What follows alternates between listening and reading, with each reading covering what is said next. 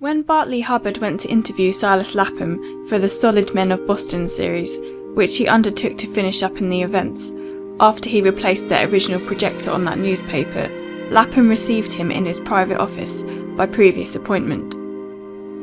"Walk right in," he called out to the journalist, whom he caught sight of through the door of the counting room. He did not rise from the desk at which he was writing, but he gave Bartley his left hand for welcome, and he rolled his large head in the direction of a vacant chair.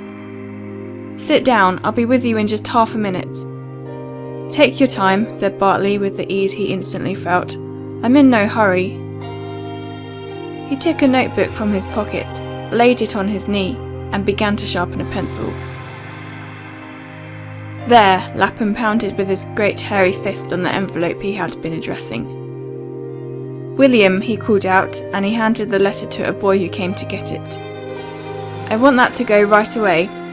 Well, sir," he continued, wheeling round in his leather-cushioned swivel chair and facing Bartley, seated so near that their knees almost touched. "So you want my life, death, and Christian sufferings, do you, young man?" "That's what I'm after," said Bartley. "Your money or your life?" "I guess you wouldn't want my life without the money," said Lapham, as if he were willing to prolong these moments of preparation. "Take 'em both," Bartley suggested. "Don't want your money without your life, if you come to that. But you're just 1,000,000 times more interesting to the public than if you hadn't a dollar, and you know that as well as I do, Mr. Lapham. There's no use beating about the bush."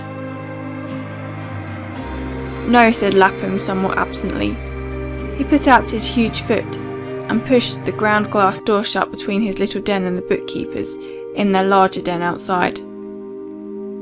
"In personal appearance," wrote Bartley in the sketch for which he now studied his subject, while he waited patiently for him to continue, "Silas Lapham is a fine type of the successful American. He has a square, bold chin, only partially concealed by the short reddish-grey beard growing to the edges of his firmly closing lips. His nose is short and straight, his forehead good, but broad rather than high. His eyes blue, and with a light in them that is kindly or sharp according to his mood. He is of medium height, and fills an average armchair with a solid bulk, which on the day of our interview was unpretentiously clad in a business suit of blue serge. His head droops somewhat from a short neck, which does not trouble itself to rise far from a pair of massive shoulders." "I don't know as I know just where you want me to begin," said Lapham. "Might begin with your birth, that's where most of us begin," replied Bartley. A gleam of humorous appreciation shot into Lapham's blue eyes. "I didn't know whether you wanted me to go quite so far back as that," he said, "but there's no disgrace in having been born, and I was born in the state of Vermont, pretty well up under the Canada line. So well up, in fact, that I came very near being an adoptive citizen, for I was bound to be an American of some sort from the word go. That was about, well, let me see, pretty near 60 years ago. This is 75 and that was 20. Well, say I'm 55 years old, and I've lived 'em too. Not an hour of waste time about me, anywheres. I was born on a farm and worked in the fields summers and went to school winters. Regulation thing," Bartley cut in. "Regulation thing," said Lapham, accepting this irreverent version of his history somewhat dryly. "Parents poor, of course," suggested the journalist. "Any barefoot business? Early deprivations of any kind, that would encourage the youthful reader to go and do likewise. Or for myself, you know," said Bartley, with a smile of cynical good camaraderie. Lapham looked at him silently, and then said with quiet self-respect, "I guess if you see these things as a joke, my life won't interest you." "Oh, yes, it will," returned Bartley unabashed. "You'll see, it'll come out all right." And in fact it did so, in an interview which Bartley printed. "Mr. Lapham," he wrote, "passed rapidly over the story of his early life, its poverty and its hardships, sweetened, however, by the recollections of a devoted mother, and a father who, if somewhat her inferior in education, was no less ambitious for the advancement of his children. They were quite unpretentious people, religious after the fashion of that time, and of sterling morality, and they taught their children the simple virtues of the Old Testament and Poor Richard's Almanac." Bartley could not deny himself this jibe, but he trusted to Lapham's unliterary habit of mind for his security in making it, and most other people would consider it sincere reporter's rhetoric. "You know," he explained to Lapham, "that we have to look at all these facts as material, and we get the habit of classifying them. Sometimes a leading question will draw out a whole line of facts that a man himself would never think of." He went on to put several queries, and it was from Lapham's answers that he generalised the history of his childhood. Mr. Lapham, although he did not dwell on his boyish trials and struggles, spoke of them with deep feeling and an abiding sense of their reality. This was what he added in the interview, and by the time he had got Lapham past the period where risen Americans are all pathetically alike in their narrow circumstances, their sufferings, and their aspirations, he had beguiled him into forgetfulness of the cheque he had received, and had him talking again in perfect enjoyment of his autobiography. "Yes, sir," said Lapham in a strain which Bartley was careful not to interrupt again. "A man never sees all that his mother has been to him till it's too late to let her know that he sees it. Why, my mother—" He stopped. "It gives me a lump in the throat," he said apologetically, with an attempt at a laugh. Then he went on. "She was a little frail thing, not bigger than a good-sized intermediate schoolgirl, but she did the whole work of a family of boys, and boarded the hired men besides. She cooked, swept, washed, ironed, made and mended from daylight till dark, and from dark till daylight, I was going to say, for I don't know how she got any time for sleep. But I suppose she did. She got time to go to church, and to teach us to read the Bible, and to misunderstand it in the old way. She was good, but it ain't her on her knees in church that comes back to me so much like the sight of an angel as her on her knees before me at night, washing my poor dirty little feet that I'd run bare in all day, and making me decent for bed. There were 6 of us boys. It seemed to me we were all of a size, and she was just so careful with all of us. I can feel her hands on my feet yet." Bartley looked at Lapham's number 10 boots and softly whistled through his teeth. "We were patched all over, but we weren't ragged. I don't know how she got through it. She didn't seem to think it was anything, and I guess it was no more than my father expected of her. He worked like a horse indoors and out, up at daylight feeding the stock, and groaning round all day with his rheumatism, but not stopping." Bartley hid a yawn over his notebook, and probably, if he could have spoken his mind, he would have suggested to Lapham that he was not there for the purpose of interviewing his ancestry. But Bartley had learned to practice a patience with his victims, which he did not always feel, and to feign an interest in their digressions till he could bring them up with a round turn. "I tell you," said Lapham, jabbing the point of his penknife into the writing pad on the desk before him, "when I hear women complaining nowadays that their lives are stunted and empty, I want to tell them about my mother's life. I could paint it out for them." Bartley saw his opportunity at the word paint and cut in. "And you say, Mr. Lapham, that you discovered this mineral paint on the old farm yourself?" Lapham acquiesced in the return to business. "I didn't discover it," he said scrupulously. "My father found it one day in a hole made by a tree blowing down. There it was, lying loose in the pit, and sticking to the roots that had pulled up a big cake of dirt with them. I don't know what gave him the idea that there was money in it, but he did think so from the start. I guess, if they'd had the word in those days, they considered him pretty much of a crank about it. He was trying as long as he lived to get that paint introduced, but he couldn't make it go. The country was so poor they couldn't paint their houses with anything, and father hadn't any facilities. It got to be a kind of joke with us, and I guess the paint mine did as much as any one thing to make us boys clear out as soon as we got old enough. All my brothers went west and took up land, but I hung on to New England, and I hung on to the old farm, not because the paint mine was on it, but because the old house was, and the graves." "Well," said Lapham, as if unwilling to give himself too much credit, "there wouldn't be any market for it anyway. You can go through that part of the state and buy more farms than you can shake a stick at for less money than it costs to build the barns on them. Of course, it's turned out a good thing. I keep the old house up in good shape, and we spend a month or so there every summer.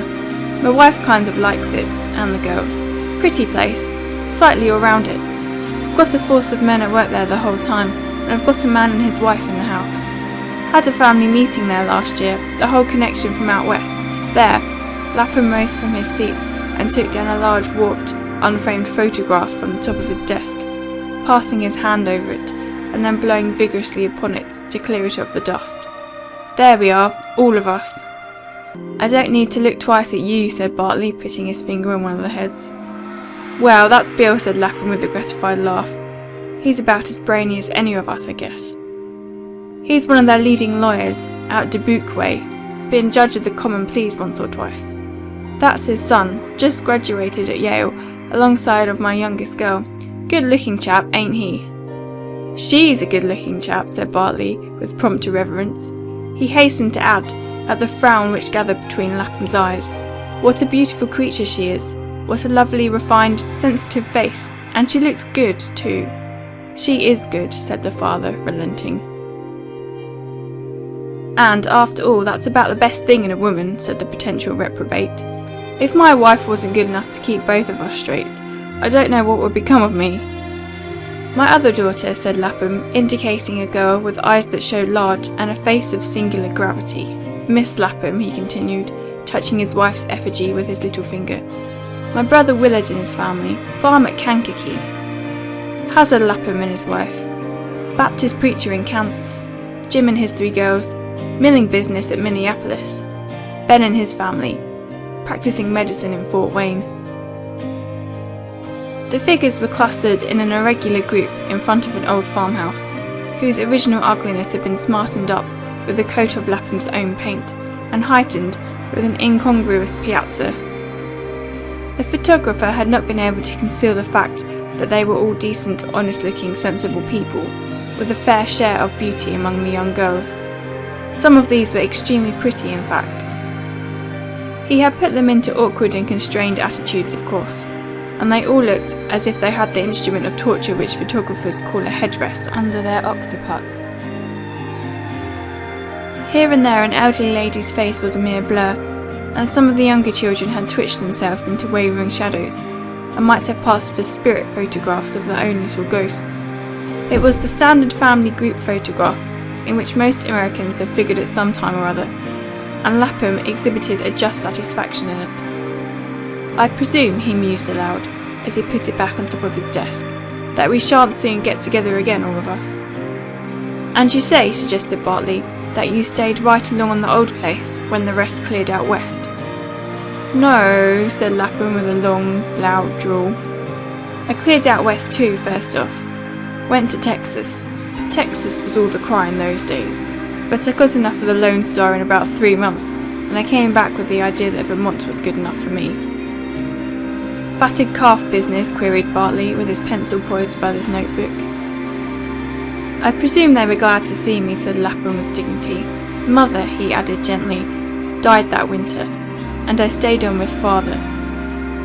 I buried him in the spring, and then I came down to a little place called Lumberville and picked up what jobs I could get. I worked around at the sawmills, and I was ostler a while at the hotel. I always did like a good horse. Well, I weren't exactly a college graduate, and I went to school odd times. I got to driving the stage after a while, and by I bought the stage and ran the business myself. Then I hired the tavern stand, and, well, to make a long story short, then I got married." "Yes," said Lapham with pride, "I married the school teacher. We did pretty well with the hotel, and my wife, she was always at me to paint up. Well, I put it off, as a man will, till one day I gave in, and says I, 'Well, let's paint up.' Why, Pert, my wife's name's Persis. I got a whole paint mine out on the farm. Let's go out and look at it." So we drove out. I'd let the place for $75 a year to a shiftless kind of a Canuck that had come down that way, and I hated to see the house with him in it. But we drove out one Saturday afternoon, and we brought back about a bushel of the stuff in the buggy seat, and I tried it crude, and I tried it burnt, and I liked it. My wife, she liked it too. There weren't any painter by trade in the village, and I mixed it myself. Well, sir, that tavern's got that coat of paint on it yet, and I hain't ever had any other, and I don't know as it ever will. Well, you know, I felt as if it was a kind of harum-scarum experiment all the while, and I presume I shouldn't have tried it, but I kind of liked to do it because my father had always set so much store by his paint mine. And when I'd got the first coat on, Lapham called it cut, I presume I must have sat as much as half an hour, looking at it and thinking how he would have enjoyed it. I've had my share of luck in this world, and I ain't going to complain on my own account, but I've noticed that most things get along too late for most people. It made me feel bad, and it took all the pride out of my success with the paint, thinking of father. Seemed to me I might have taken more interest in it when he was by to see, but we've got to live and learn. Well, I called my wife out. I tried it on the back of the house, you know, and she left her dishes. I can remember she came out with her sleeves rolled up and sat down alongside of me on the trestle, and says I, "What do you think, Persis?" And says she, "Well, you ain't got a paint mine, Silas Lapham, you've got a gold mine." She was always just so enthusiastic about things. Well, it was just after 2 or 3 boats had burnt up out west, and a lot of lives lost, and there was a great cry about non-inflammable paint, and I guess that was what was in her mind. "Well, I guess it ain't any gold mine, Persis," says I, "but I guess it is a paint mine. I'm going to have it analysed, and if it turns out what I think it is, I'm going to work it. And if father hadn't had such a long name, I should call it the Nehemiah Lapham Mineral Paint. But at any rate, every barrel of it, and every keg, and every bottle, and every package, big or little, has got to have the initials and figures NLF 1835, SLT 1855 on it. Father found it in 1835, and I tried it in 1855.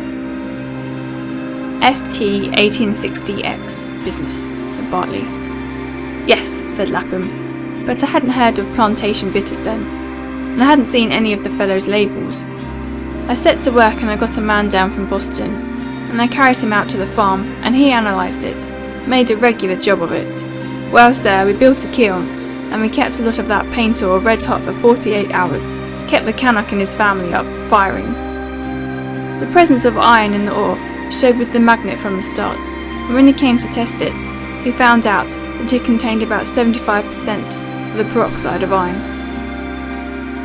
Lapham pronounced the scientific phrases with a sort of reverent satisfaction, as if awed through his pride by a little lingering uncertainty as to what peroxide was. He accented it as if it were per-ox-eyed, and Bartley had to get him to spell it. "Well, and what then?" he asked, when he had made a note of the percentage. "What then?" echoed Lapham. "Well then, the fellow sat down and told me, 'You've got a paint here,' says he, 'that's going to drive every other mineral paint out of the market. Why,' says he, 'it'll drive 'em right into the Black Bay.' Of course, I didn't know what the Black Bay was then, but I begun to open my eyes. Thought I'd had 'em open before, but I guess I hadn't. Says he, 'That paint has got hydraulic cement in it, and it can stand fire and water and acids.' He named over a lot of things. Says he, 'It'll mix easily with linseed oil, whether you want to use it boiled or raw, and ain't a-going to crack nor fade away, and it ain't a-going to scale.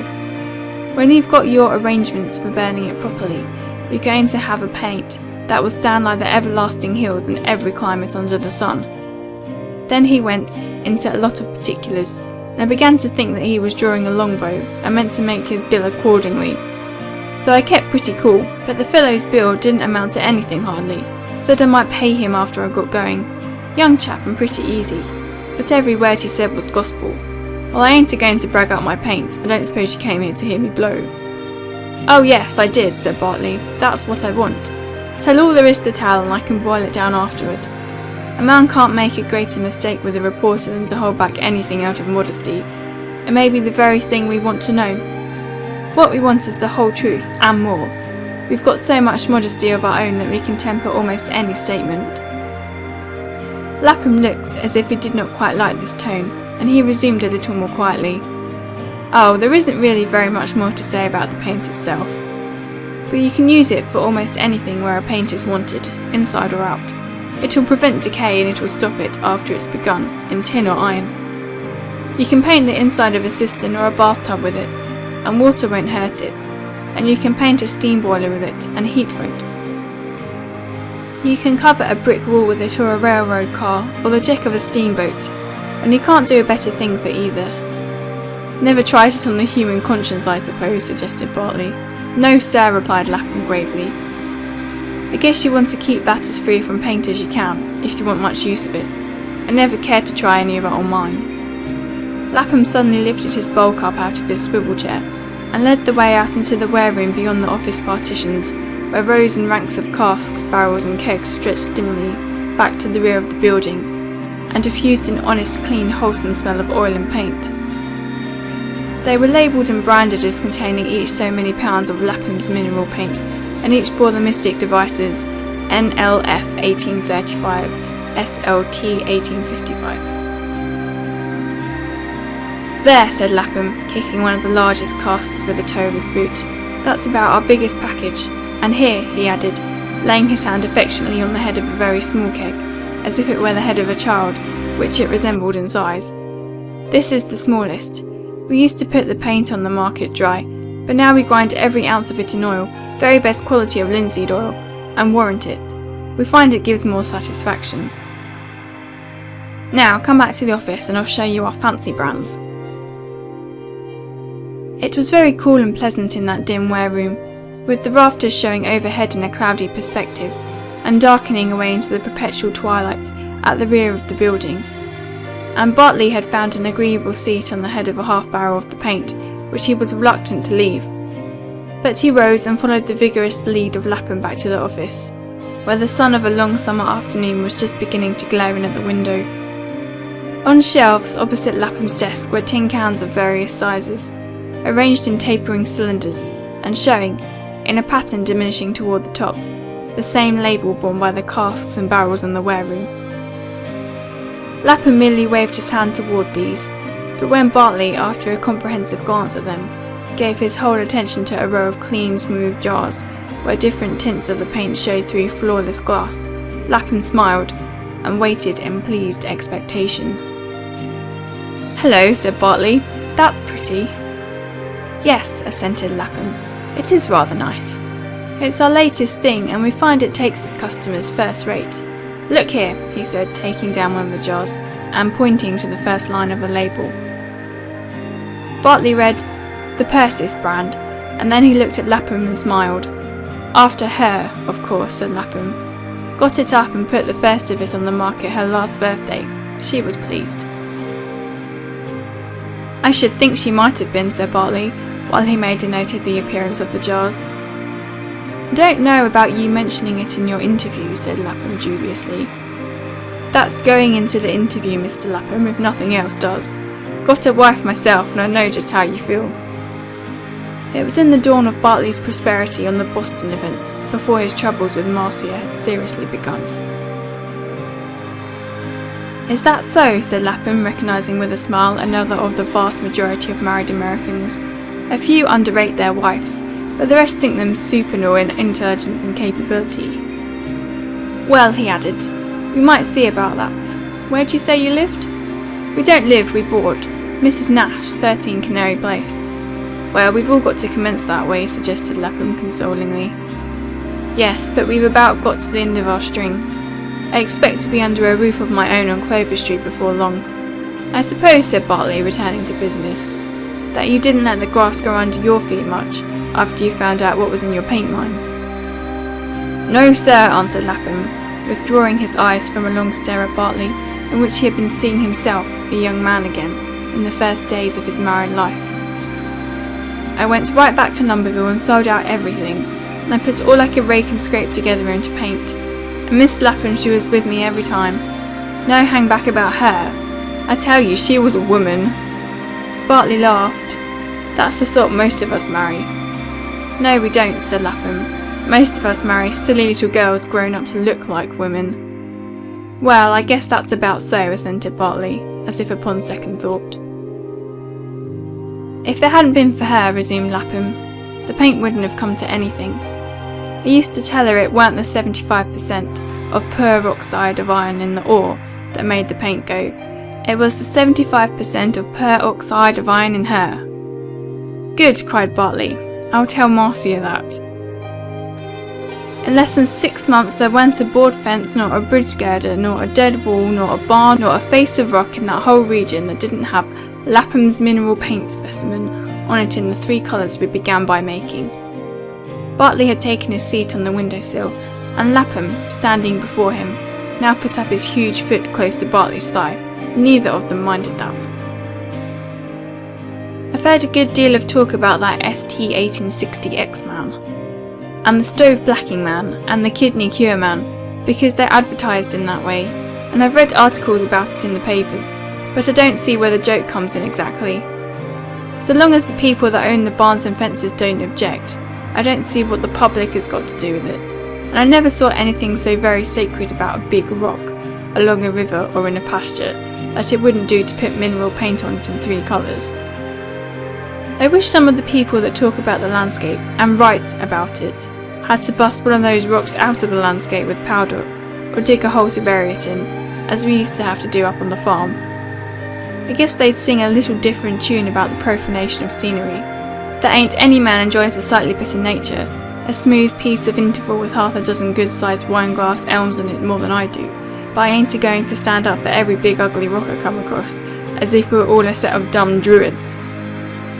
I say the landscape was made for man, and not man for the landscape. Yes, said Bartley carelessly, it was made for the stove-polish man and the kidney cure man.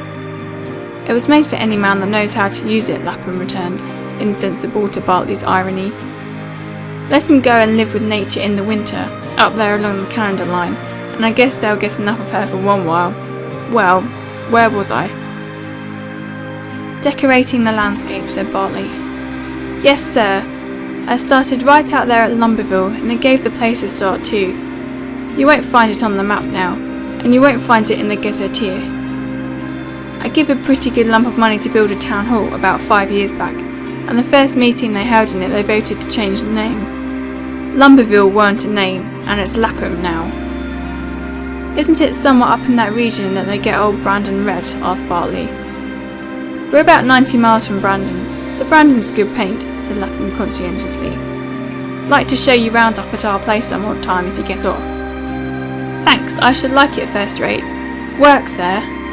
Yes, works there.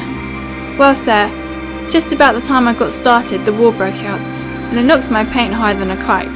The thing dropped perfectly dead.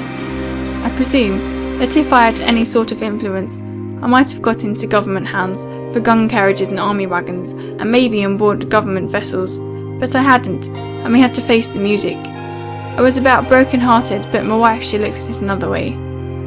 I guess it's a providence, says she. Silas, I guess you've got a country that's worth fighting for. Any rate, you'd better go out and give it a chance. Well, sir, I went. It might kill her to have me go, but it would kill her sure if I stayed.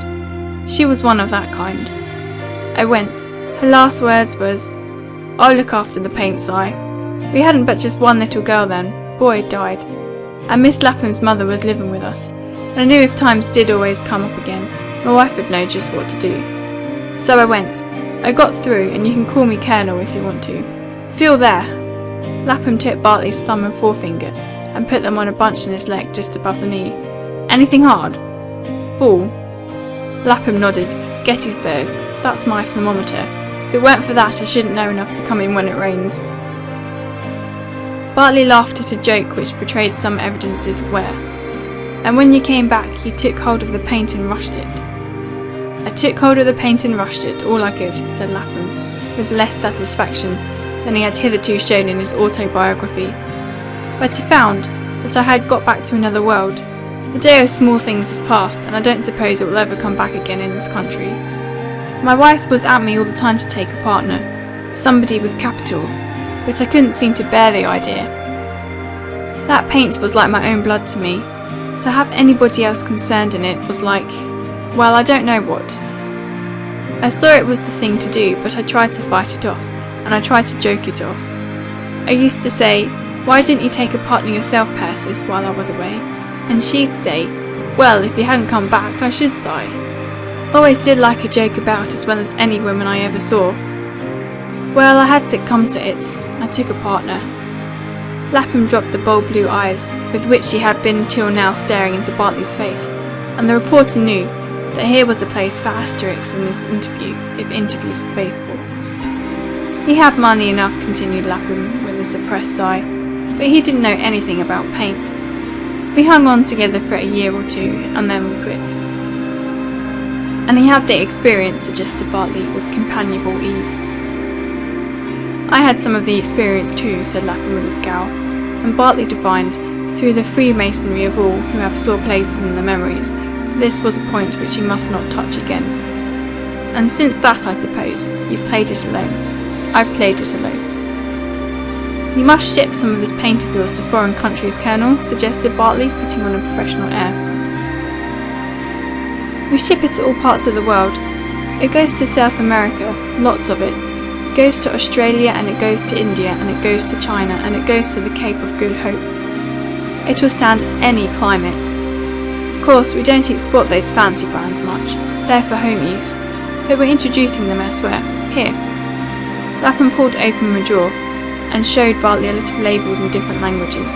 Spanish, French, German and Italian. We expect to do a good business in all those countries.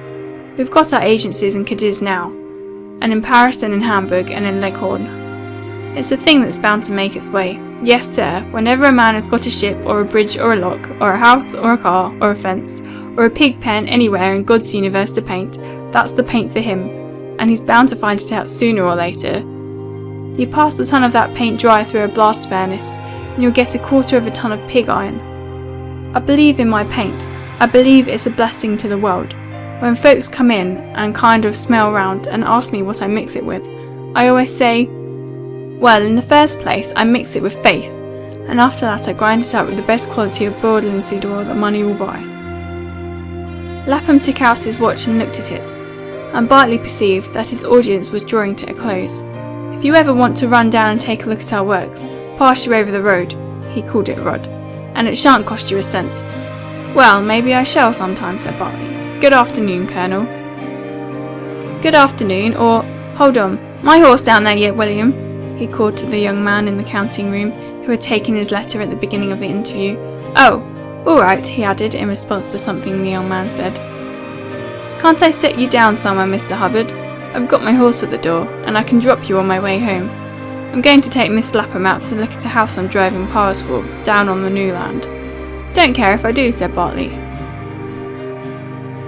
Lapham put on a straw hat, gathered up some papers lying on his desk, pulled down its rolling cover, turned the key in it and gave the papers to an extremely handsome young woman at one of the desks in the outer office. She was stylishly dressed, as Bartley saw, and her smooth yellow hair was sculpturesquely waved over a low white forehead. Here, said Lapham with the same prompt gruff kindness that he had used in addressing the young man. I want you should put these in shape and give me a typewriter copy tomorrow. What an uncommonly pretty girl, said Bartley as they descended the rough stairway and found their way out to the street, past the dangling rope of a block and tackle, wandering up to the cavernous darkness overhead.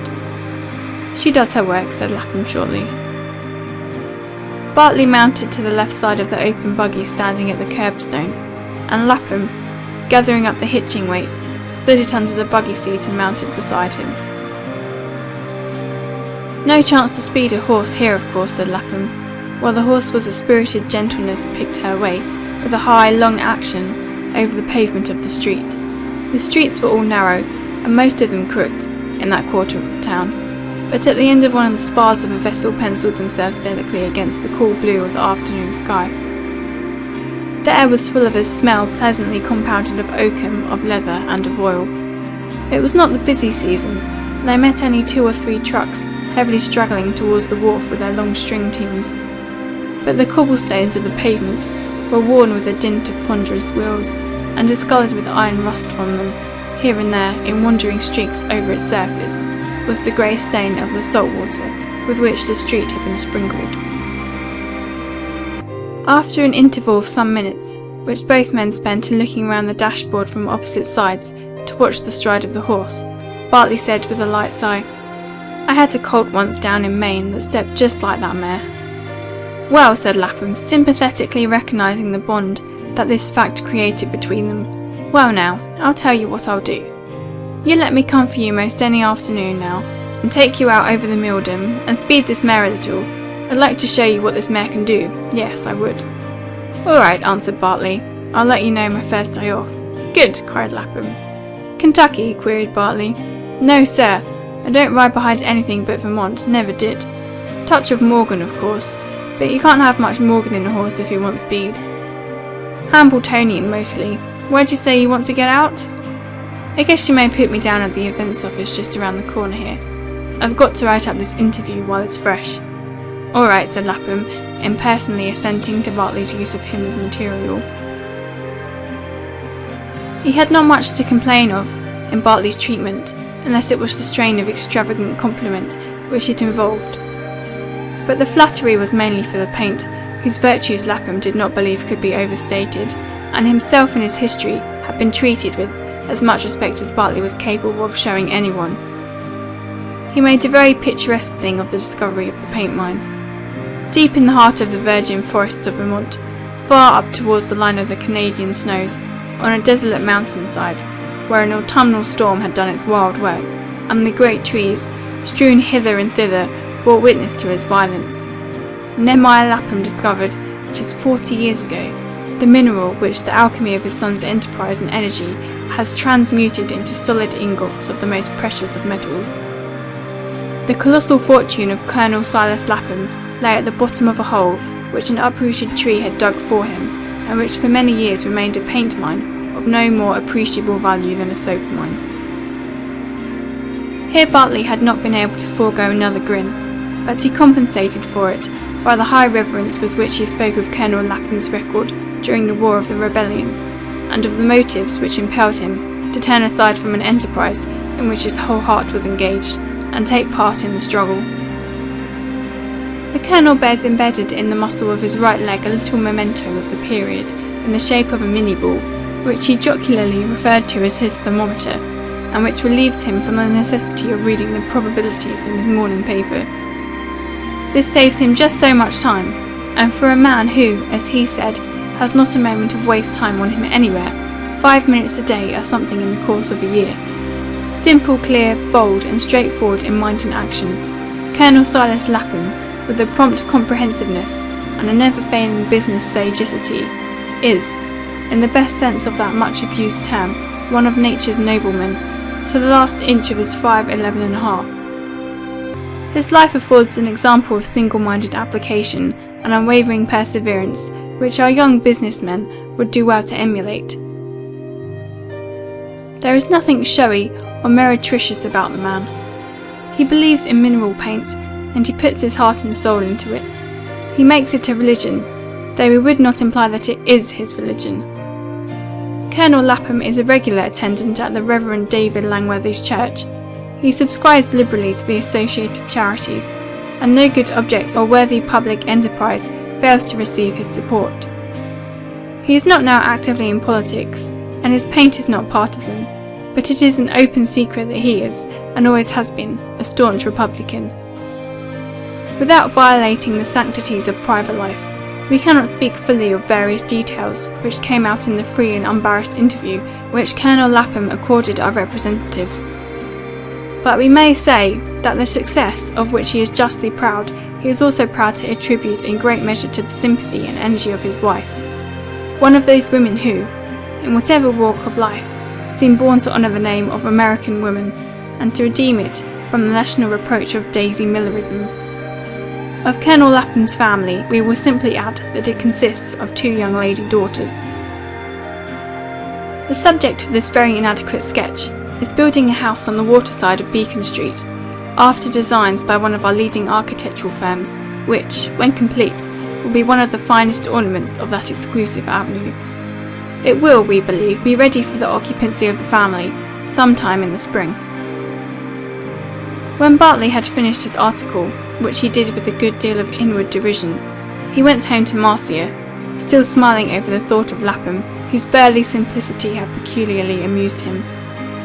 He regularly turned himself inside out to me, he said, as he sat describing his interview to Marcia.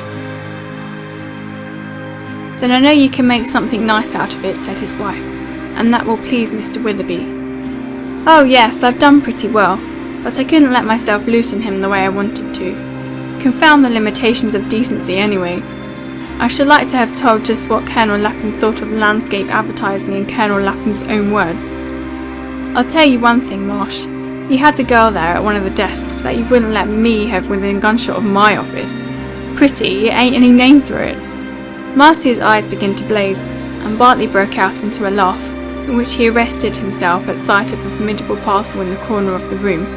"Hello, what's that?"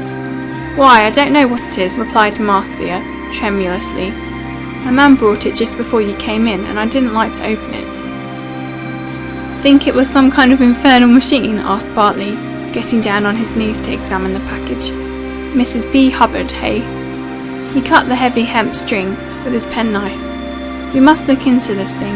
I should like to know who's sending packages to Mrs. Hubbard in my absence. He unfolded the wrappings of the paper, growing softly and finer inward, and presently pulled out a handsome square glass jar, through which a crimson mass showed richly. The Persis brand, he yelled. I knew it. Oh, what is it, Bartley? Quavered Marcia. Then courageously, drawing a little nearer. Is it some kind of jam? She implored. Jam? No, roared Bartley. It's paint. The mineral paint. Lapham's paint. Paint? Echoed Marcia, as she stood over him while he stripped their wrappings from the jars, which showed the dark blue, dark green, light brown, dark brown, and black, with the dark crimson forming the gamut of colour from the Lapham paint. Don't tell me it's paint that I can use, Bartley. Well, I shouldn't advise you to use much of it all at once, replied her husband, but it's paint that you can use in moderation. Marcia cast her arms round his neck and kissed him. Oh, Bartley, I think I'm the happiest girl in the world. I was just wondering what I should do. There are places in the Clover Street house that need touching up so dreadfully. I should be very careful. You needn't be afraid I shall overdo, but this just saves my life. Did you buy it, Bartley? You know we couldn't afford it, and you oughtn't to have done it. And what does the Persis brand mean?